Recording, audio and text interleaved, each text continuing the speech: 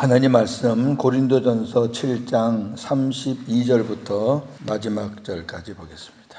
너희가 염려 없기를 원하노라. 장가 가지 않은 자는 주의 일을 염려하여 어찌하여야 주를 기쁘시게 할까 하되, 장가간 자는 세상 일을 염려하여 어찌하여야 아내를 기쁘게 할까 하여 마음이 갈라지며 시집가지 않은 자와 처녀는 주의 일을 염려하여 몸과 영을 다 거룩하게 하려 하되, 시집간 자는 세상 일을 염려하여 어찌하여야 남편을 기쁘게 할까 하느니라. 내가 이것을 말함은 너희의 유익을 위함이요 너희에게 올무를 놓으려 함이 아니니, 오직 너희로 하여금 이치에 합당하게 하여 흐트러짐이 없이 주를 섬기게 하려 함이라. 그러므로 만일 누가 자기의 약혼녀에 대한 행동이 합당하지 못한 줄로 생각할 때에 그 약혼녀의 혼기도 지나고 그같이 할 필요가 있거든 원하는 대로 하라. 그것은 죄 짓는 것이 아니니 그들로 결혼하게 하라. 그러나 그가 마음을 정하고 또 부득이한 일도 없고 자기 뜻대로 할 권리가 있어서 그 약혼녀를 그대로 두기로 하여도 잘하는 것이니라. 그러므로 결혼하는 자도 잘하거니와 결혼하지 아니하는 자는 더 잘하는 것이니라. 아내는 그 남편이 살아있는 동안에 매어 있다가 남편이 죽으면 자유로워 자기 뜻대로 시집갈 것이나 주 안에서만 할 것이니라. 같이요. 그러나 내 뜻에는 그냥 지내는 것이 더욱 복이 있으리로다. 나도 또한 하나님의 영을 받은 줄로 생각하노라. 아멘. 제가 지방에 목회하러 갔을 때 이런 일이 있었어요. 그 지역이 경상도하고 전라도하고 이렇게 경계선이에요. 그 삼천포가 이 전라도 광양하고 이렇게 붙어 있어요. 그래서 어느 삼천포에서 조금 나가면은 이제 전라남도 광양이고, 전라남도 광양에서 조금 들어오면은 이제 삼천포고, 지금은 이제 삼천포가 사천이라고 바뀌었어요. 그러다 보니까 전라도 교인들도 좀 있었고, 물론 경상도 교인들이 주로 많았지만 전라도 교인들도 가까우니까 좀 있었어요. 제가 부임한 지 얼마 안 됐는데 그 여선교회에서 좀 시끌시끌해요. 이제 여선교회가 이렇게 젊은층, 중간층, 노년층 이렇게 있었는데 그 나이 드신 분층에서 뭐가 좀 시끌시끌해요.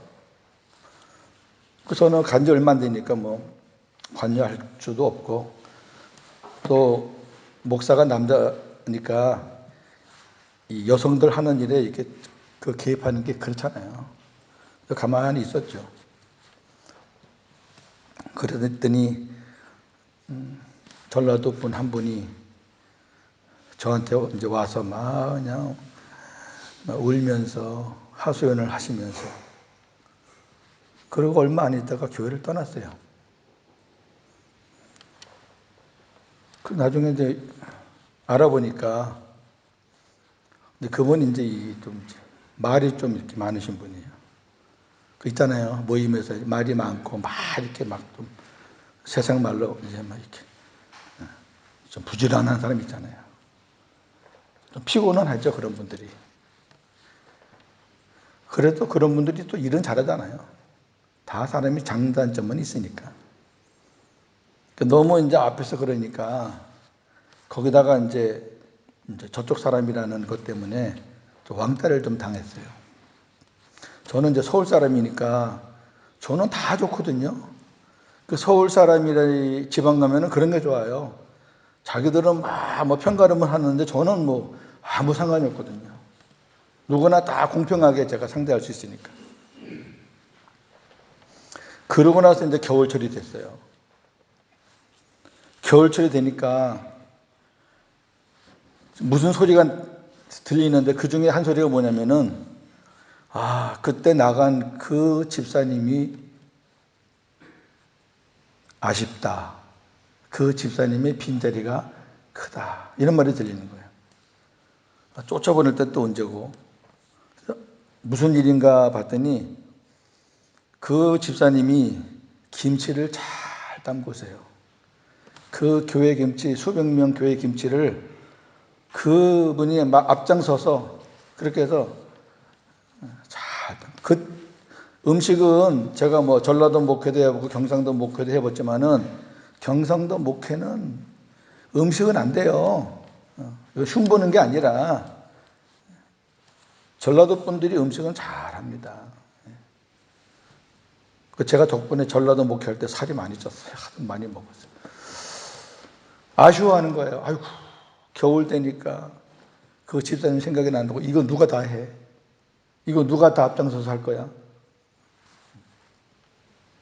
그 제가 여전도에 원래회 한번 들어갈 일이 있어서 제가 이 말씀을 봤어요. 한번 잠언서 14장 4절 한번 보세요. 제가 겪었던 일이기 때문에 저는 남한테 들어서 제가 이렇게 뭐 예를 들거나 그러지는 않아요. 저는 절대로. 근데 제가 목회하면서 겪었기 때문에 소가 없으면 구유는 깨끗하려니와 소의 제가 이 성경을 우리 여선교회 회원들한테 5번을 읽으라 그랬어요. 자, 한번 읽읍시다. 읽으면 또 읽읍시다. 또 읽읍시다. 또 읽읍시다. 5번 읽으니까 이 말씀이 무슨 뜻인지 알잖아요. 소가 있으면은 아무래도 소가 움직이고 이러니까 좀 지저분하잖아요. 근데 그 소가 하는 일이 많아요. 그거 지저분하다고 아유 저거 없어지면 좋겠다 그러면은 그 소가 할 일 누가 해요? 사람이 해요? 소가 할 일을? 소의 힘으로 얻는 것이 많아요. 그러니까 소의 힘으로 얻는 것이 많기 때문에 소가 있어서 조금 힘들고 귀찮더라도 그냥 같이 사는 거예요. 어떤 분들이 그래요. 목사님, 아유 우리 교회 저 사람만 없으면 좋겠어요. 저는 속으로 그래요. 당신이 없으면 좋겠다 나는. 그거 잘못된 생각이에요, 여러분.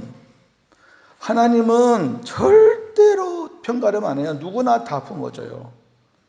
나 하나님의 자녀 되고 싶습니다. 나 믿음으로 살고 싶습니다. 나 예수님 영접하고 살고 싶습니다. 그러면 우리 성경 계속 봤잖아요. 그 사람이 자유인이든 종이든 왕이든 신하든 상관없어요. 그렇게 살고 싶어하는 사람은 주님은 다 품어줘요. 단 복음을 대적하는 사람은 하나님께서 가만 안 놔둬도 믿음으로 살겠다는데 진짜 본질이 있는데 무슨 고향이 다르다 뭐가 다르다 어떤 비본질적인 것 때문에 싸우는 게 교회잖아요. 요새 속에 복음은 하나도 없고 전부 다 지 생각으로.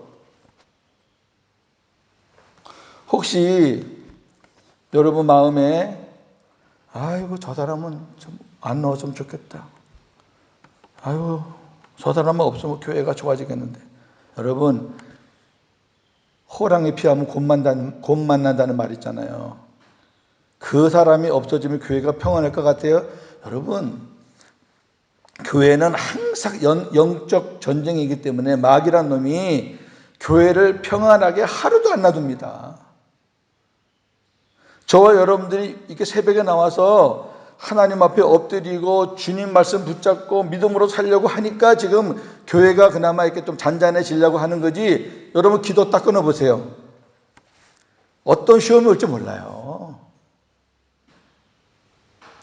아니 세상 싸움은 눈에 보이니까 어떻게 준비를 하지만 영적 싸움은 눈에도 안 보이잖아요. 그러면 눈에 안 보여요. 안 보이는데 언제든지 삼킬 자를 찾으려고 두루 다닌다 그랬잖아요. 어떤 놈을 삼킬까 하고 다니는 놈이 그 놈이에요. 지금 외국인 교회에 딱 그 놈이 지금 벼르고 있다고요. 틈을 보이면 안 돼요.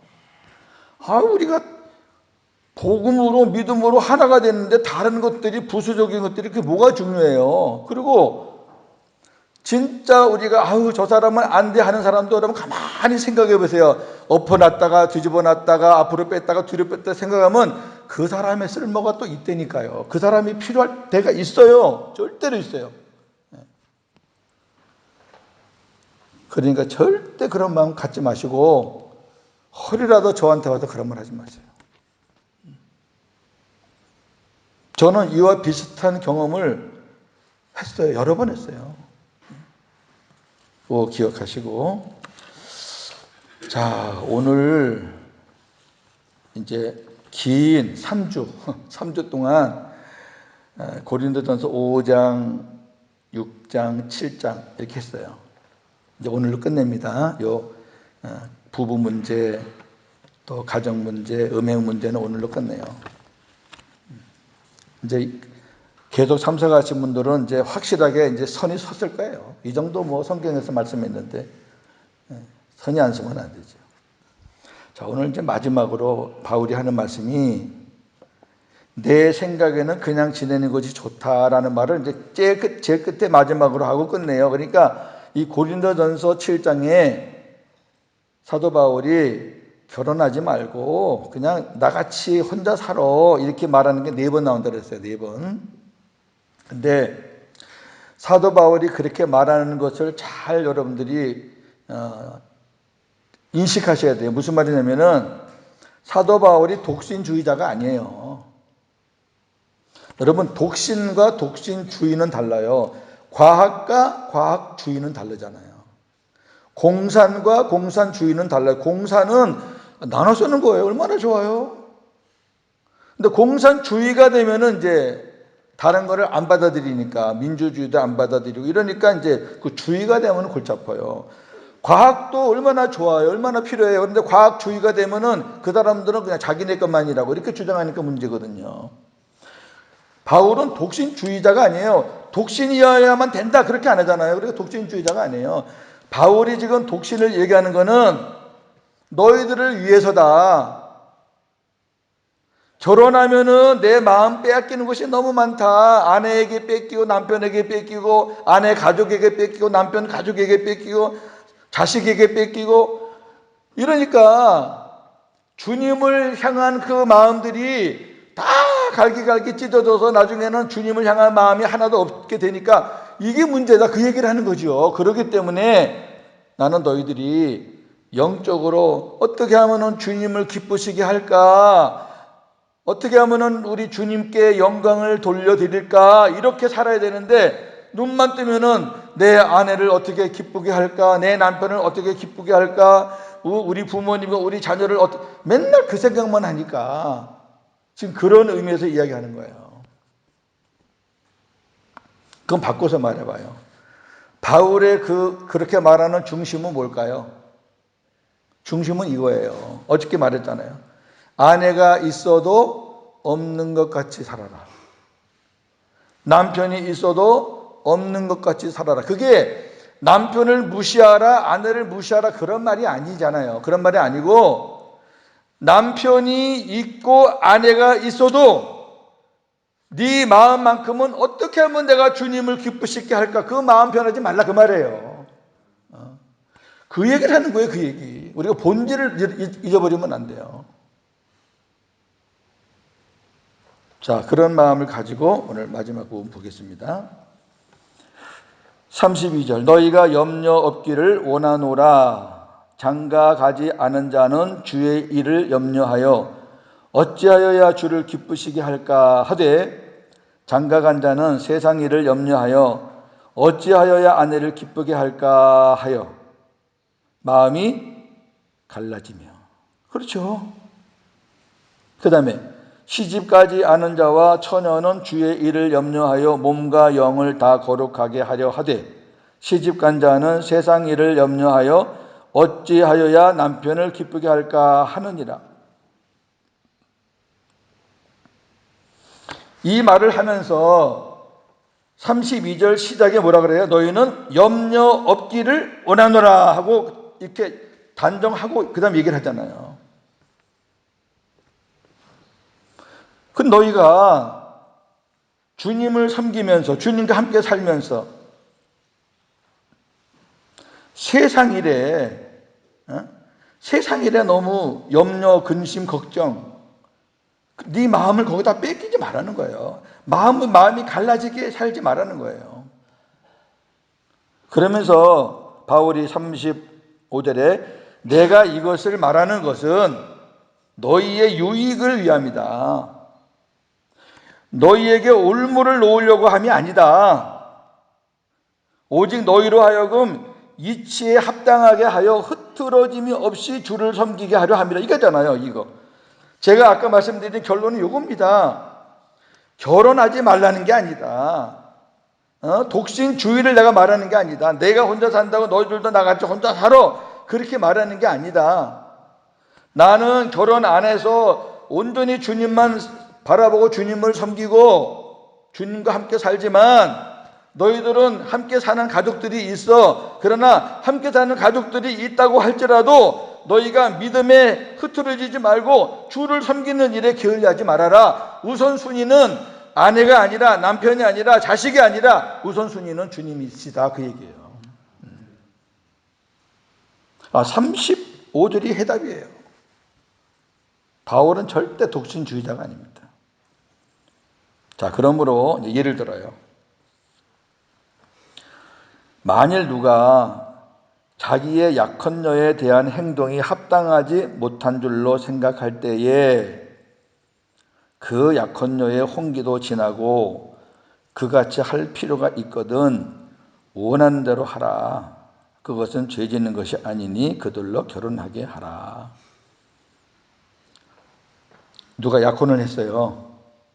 근데 약혼녀에 대한 행동이 합당하지 못한 줄로 생각할 때에 어떤 부득이한 일이 있을 수 있잖아요. 뭐 혼전 관계도 있을 수 있고, 또 결혼 전에 어떻든 둘이 이렇게 좀 헤어지지 그런 못할 문제가 있고, 근데 약혼녀는 혼기도 지났고, 그래서 그 약혼을 파혼하면 안 될 상황이 됐을 때는 결혼하게 하는 거예요. 그 죄 짓는 게 아니다, 결혼하는 게. 그러니까 약혼했으면 무조건 다 결혼해야 된다, 그건 아니에요. 그건 아니지만 약혼했는데 결혼하지 않으면 안 되는 상황이 생겼다. 그래서 꼭 결혼을 시켜야 된다. 이 남자 믿고 약혼했는데 만약에 여기서 파혼이 되면은 저 여자는 약혼의 어떤 그런 홍기도 결혼의 홍기도 지났고 그 여자에게 피해가 가고 이러니까 그럴 때는 결혼해라. 결혼시켜라. 결혼하게 하라 그러고 보니까 아마 그 양가 부모들에게 하는 말이겠죠. 결혼시켜라. 그러나 37절 그가 마음을 정하고 또 부득이한 일도 없다는 얘기는 뭐 사전에 무슨 뭐 혼전 관계 이런 것도 없고 뭐 물질 관계가 뭐 이런 그런 것도 없고 어떻든 뭐 깨끗하다. 약혼 기간인데 아주 둘이 깨끗하다. 아무런 이해관계가 없다. 그러면은 결혼을 안 해도 좋다. 그러니까 어떤 사람들의 약속에 얽매이지 마라 그 말이에요. 약혼을 했어요. 이 사람은 이제 결혼할 사람이다 생각하고 뭐 결혼한 부부처럼 막 살았단 말이에요. 그러면 네가 책임져라. 그럼 결혼해야 된다. 그 사람이 약혼 기간에 그렇게 해놓고 파혼을 해버리면 그 여자 어떡하냐. 너는 어떡하고. 그럴 때는 해라. 그런데 약혼 기간에 아무런 일이 없어요. 부득이한 일이 없다는 게 딱 그런 얘기예요. 그리고 약혼했는데 마음이 그냥 나는 안 하는 게 좋겠어.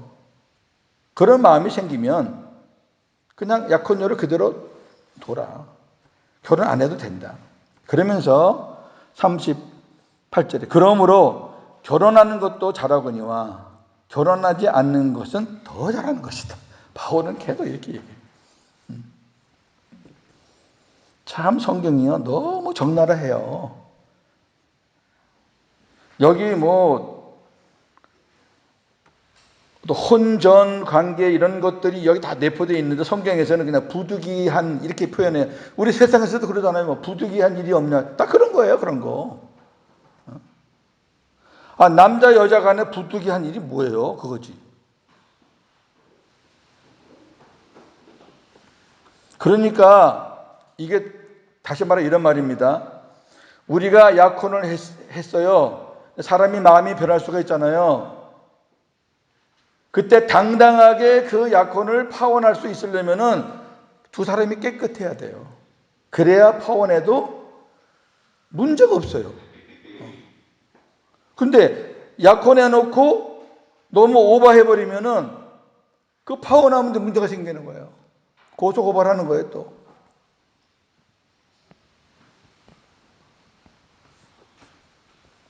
39절. 아내는 그 남편이 살아있는 동안에 매여 있다가 남편이 죽으면 자유로워 자기 뜻대로 시집갈 것이나 주 안에서만 할 것입니다. 여기 시집 갈 것이나 그 다음에 주 안에서만이란 이 중간에 원어에는 오직 이런 뜻이 있어요. 오직 반드시. 이게 왜 빠졌나 몰라요. 그 제가 말씀드렸죠. 저기 스마트폰에 앱을 깔 때 다번역 성경이라는 앱을 까세요. 다번역 성경. 제가 성경 앱을 많이 봤지만 다 그래요. 양이 안 차요. 미카엘도 그렇고 뭐. 근데 다번역 성경 그 앱을 깔면 거기에 원어와 가까운 킹 제임스 버전 번역, 표준어 성경 번역, 그 다음에 옛날에 개역 한글 번역, 지금 그 다음에 영어 NIV, 그 다음에 킹 제임스 버전, 이렇게 영어 버전 6가지가 나와 있어요. 그러니까 저는 꼭 어떤 부분이 애매하면은 먼저 이제 킹 제임스 버전 쪽으로 먼저 가요. 그러면 거기는 원어에 거의 정확해요. 여기 없는 것들이 거기 많아요. 오직. 그러니까 우리가 살다 보면은 서로 갈라질 수 있잖아요. 차별도 있고 이혼도 있어요. 자유로워요.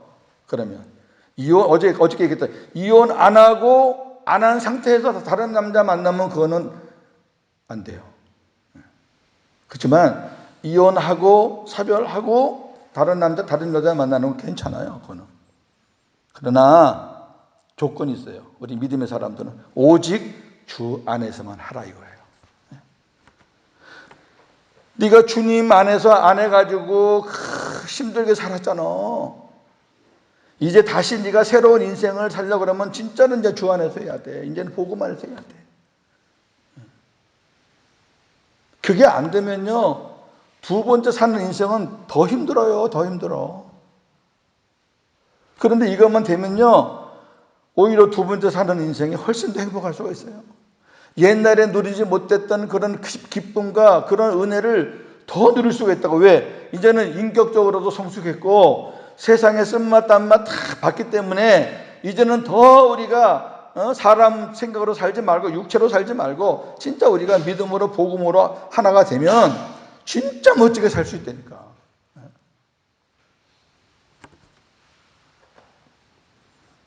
그러나 내 뜻에는 그냥 지내는 것이 더욱 복이 있으리로다. 나도 또한 하나님의 영을 받은 줄로 생각하노라. 내가 독신주의자라서 혼자 사는 건 아니다.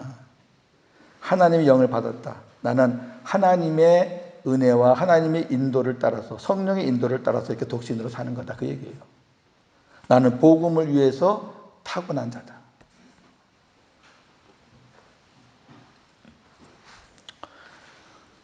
저는 복음을 위해서 타고난 자는 아니에요.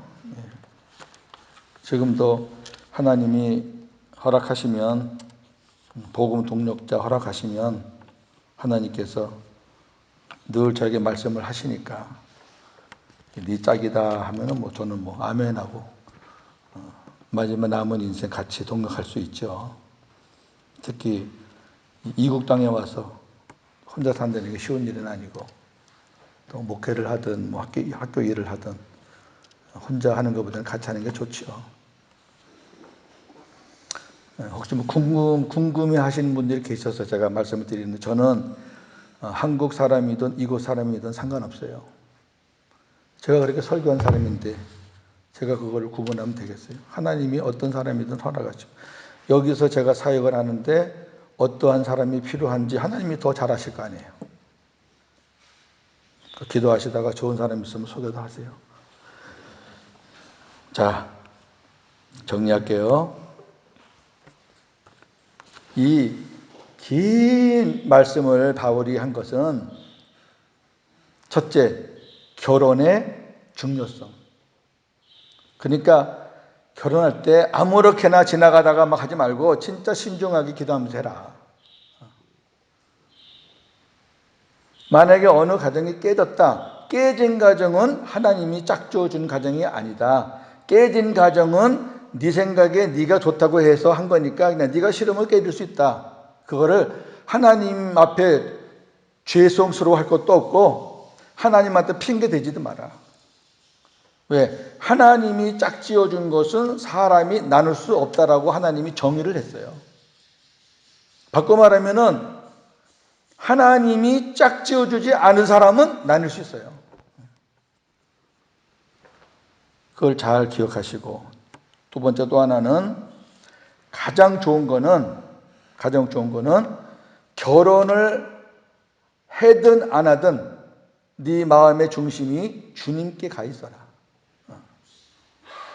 아내가 주를 더 사모하는데 남편이 막 방해하잖아요. 참 힘들잖아요, 그죠? 그럼 어떻게든지 그 남편과 함께 이 복음을 공유하는 쪽으로 여러분들이 노력하셔야 돼요. 할 수 없어요. 지금 저한테 훈련받는 어떤 분은 여자분인데 그걸 훈련을 받아가지고 집에 가서 남편한테 그대로 해요. 좀 서툴지만 그렇게 하는데 남편이 그렇게 좋아한대요. 자기 아내랑 사랑하는 아내랑 같이 앉아서 하나님의 말씀을 이렇게 서로 이렇게 주고받고 잘 모르지만 그렇게 하니까 너무너무 좋아하고, 또 어떤 분은 제가 새벽 기도 이거를 이제 영상에 올리니까 그거를 또 남편하고 같이 본대요. 교회도 안 나온 남편이 같이 본대요. 같이 보면은 그렇게 또 좋아한대요. 그렇게 해서 부부가 복음으로 하나만 되면 문제 없어요. 그러면 같이 주를 섬길 수 있는 거예요. 어떻게든지 너희가 이 세상에 널려 있는 것들, 우리 마음 빼앗는 것들이 많잖아요. 물질도 마음 빼앗지, 그 다음에 가족들도 우리 마음을 갈라지게 하지.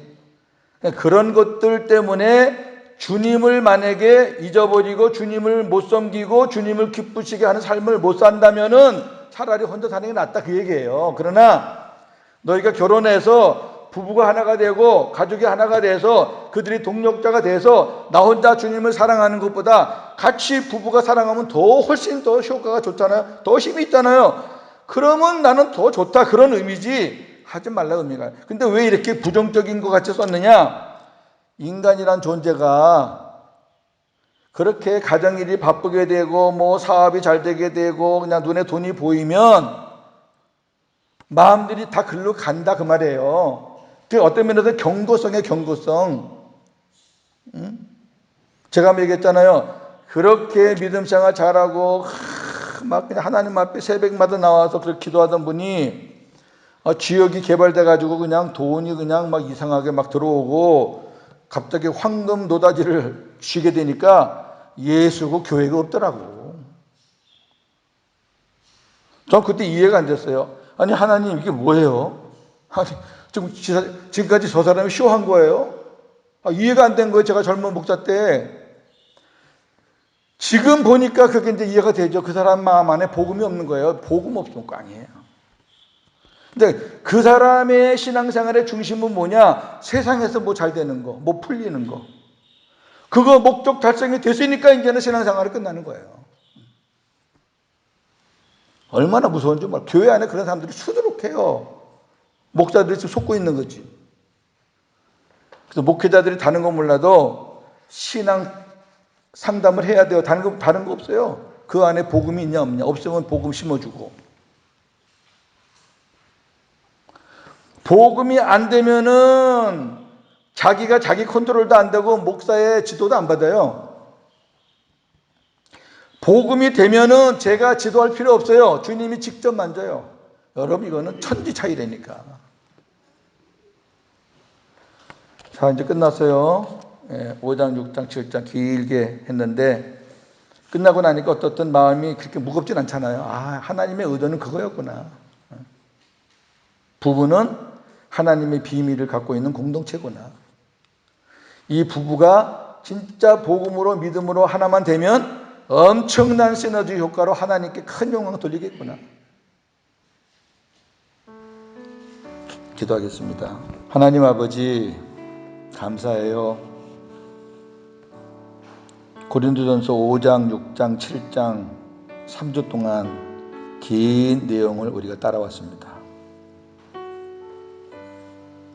바울이 독신으로 살았지만 독신주의자는 아니었습니다. 독신으로 사는 사람들 추종을 하고 무조건 다 혼자 살라고 그렇게 가르친 사람은 아닙니다.